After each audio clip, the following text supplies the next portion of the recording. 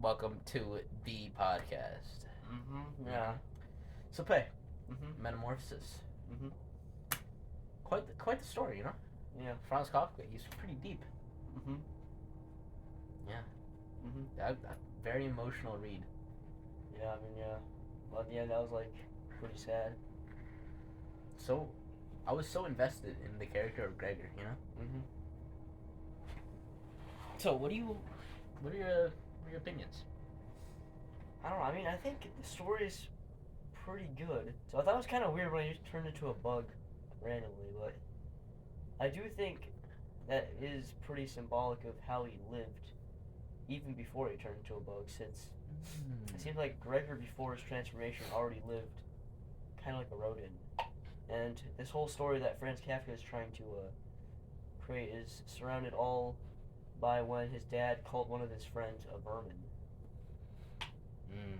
So I think a lot of what he conveys through the story and why he uses magical realism is through his dad and his experience with his friends in real life.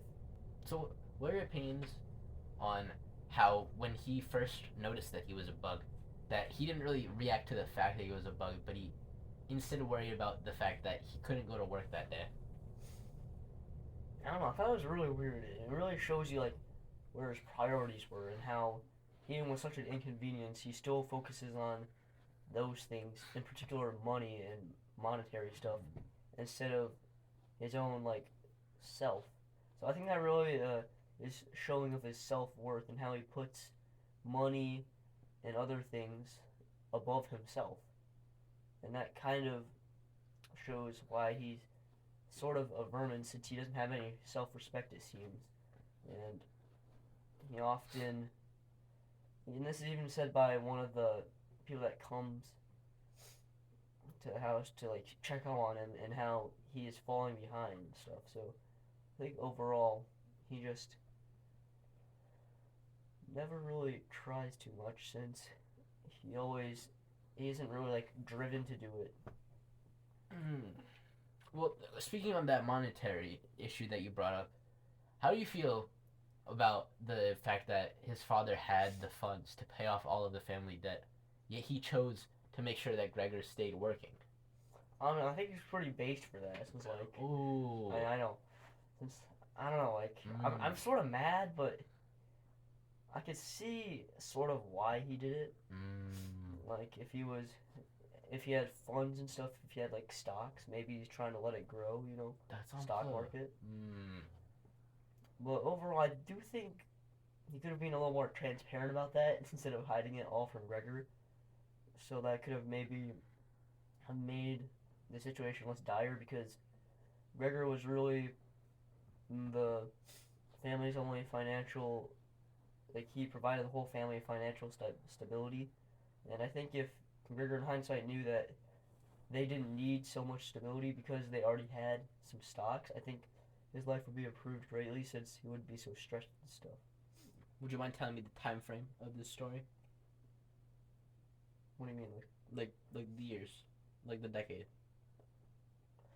I'm not too sure since I do think Franz Kafka, since he's basing it off of his own life and he was born, I want to say like the 1800s, early 1900s, like he lived through the change between the 1800s and 1900s. I think and this book is really set in from like I'll say maybe the 1880s, 1890s, and goes maybe up to like the 1920s. Okay. My point being is like the economic stress because of the war, Mm-hmm. the Great Depression. So that lead up, him putting money into stocks, led to the Great Depression. Over speculation. Oh shoot. I'm like that. I mean the Great Depression didn't happen until after The 1920s. So I mean, Exactly. oh shoot, bro, I didn't know this had. And there's a lot of layers to the story. I did not realize that. That's on plug. Mm-hmm. So yeah. All right, now I'll ask you a question. Ooh.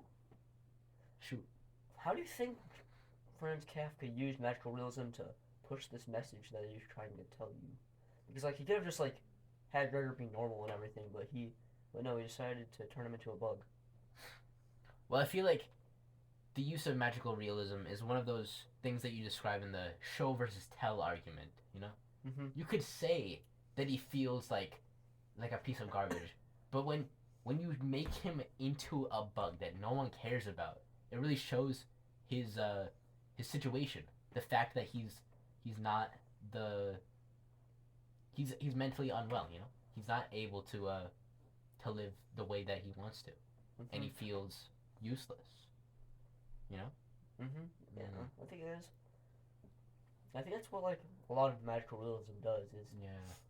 it tries to exaggerate and show stuff rather than tell because a lot of stories are very relatable. Mm. So when you're able to like exaggerate that point by using like a symbol like the bug, then that really helps drive home the message of the story. Yeah. That's on God. Now, Ryan, what do you think the theme of the story was? Um. Well, that's a good question because the story can really be interpreted in a lot of ways. But I think the most important message to really take away from it is the importance of having some self worth, some self respect. You know, Mm-hmm. because Gregor was doing a lot for his family, and I mean his family didn't really respect him a lot, except for maybe the love of his mother and sister. But you know, the fact that he didn't care about himself that much, that it sort of implied that his self-loathing brought upon his metamorphosis, you know? Mm-hmm. And so having that self-respect, the ability to love yourself, that's what's important. So that way you don't turn into a giant cockroach. Mm-hmm. Yeah.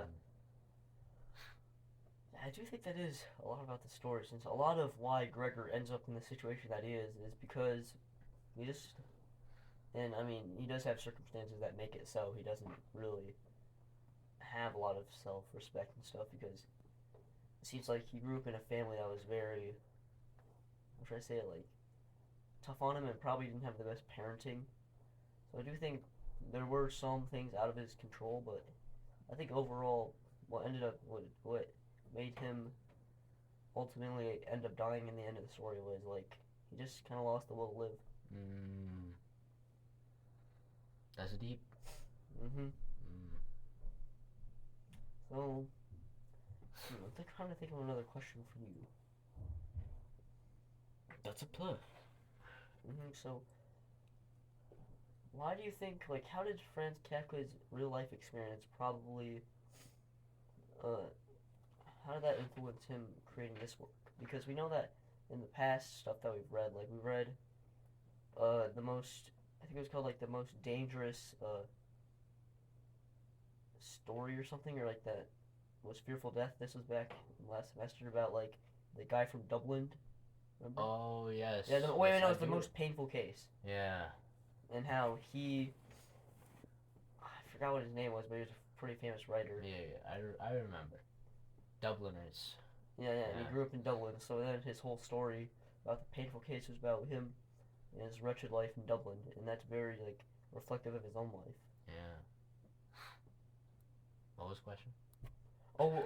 Like, how do you think, I remember the writer now, it's James Joyce, but, Oh right, yeah. yeah, what I'm trying to pull parallels between is, how does Franz Kafka's experience in the real world affect how he writes the story? Kind of like how Oh okay. James Joyce's experiences in Dublin made his story of writing about like the most painful case in the context of its setting being in Dublin be very like dreadful and stuff because in his real life he was kind of a wretched man, kind of like Gregor. Yeah. To be honest. Well, I mean, you see, Gregor was like a war hero, and Kafka grew up in the time of great wars and stuff. You know, World War One, that was a pretty big war, Mm-hmm. and that kind of being set right in Europe, that's the forefront of the war, and there was a lot of civilian inter- Casualties. Mhm. during the war, and those sort of small details that you see, and how the fact that he was such a big important guy, you know, lieutenant, you know, but still. Mhm. And now he's just like washed up. He's like a little bug. You could sort of Are you talking about his father or Gregor? Gregor himself. Yeah, because like now he's living a life that he doesn't care about. Mm-hmm. I think it's like some like post-war PTSD or something. Yeah, some sort of PTSD sort of thing. Mm-hmm.